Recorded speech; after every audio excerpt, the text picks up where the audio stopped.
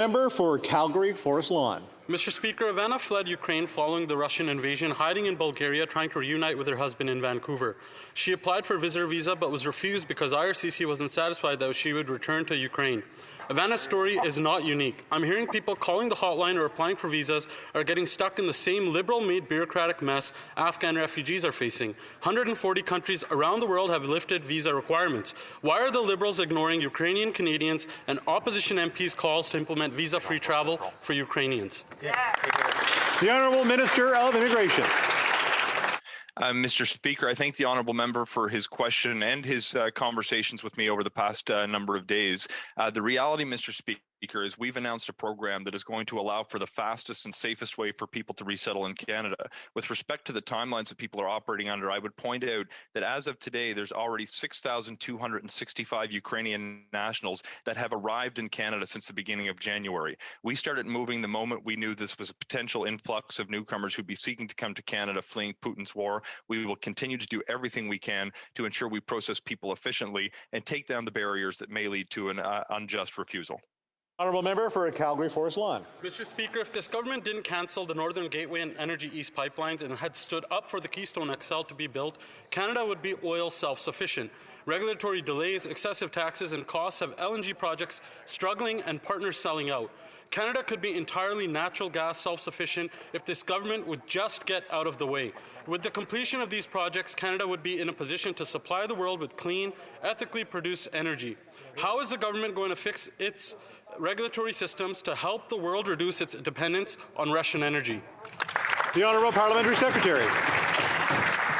Mr. Speaker, the current situation in Ukraine underscores the importance of energy security of our allies in Europe and across the world.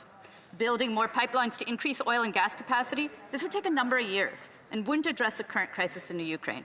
The real solution is to quickly deploy renewables and clean tech to reduce dependence on Russian oil and gas now and into the future. And I would direct the member opposite's attention to the Independent Energy Agency's 10-point plan, which specifically points to renewables as the solution. The Honourable Member for Sherwood Park, Fort Saskatchewan. Mr. Speaker, the Parliamentary Secretary says that building pipelines takes too long. That's been our point for a very, very long time, Mr. Speaker. Let's speed up that process and let's put in place these measures for the long term. Europe's reliance on Russian gas has constrained its ability to sanction Russia. And some European countries are less dependent on Russian gas but rely heavily on coal. Europe needs energy, Mr. Speaker, and Canadian natural gas is safer than Russian gas and it's cleaner than coal. So when will the government realize the need to significantly increase energy exports to Europe and put in place the measures to ensure that going forward? Good question. The Honourable Parliamentary Secretary to the Minister of Natural Resources. Thank you, Mr. Speaker. And again, I would like to direct the member opposite to the International Energy Agency's actual report, a 10-point plan to reduce European Union's reliance on Russian natural gas. It points to renewables. It points to wind and solar. It points to many solutions that they have made and that they are working on. Renewables are part of the solution to the energy security issue in Europe. The Honourable Member for Sherwood Park, Fort Saskatchewan.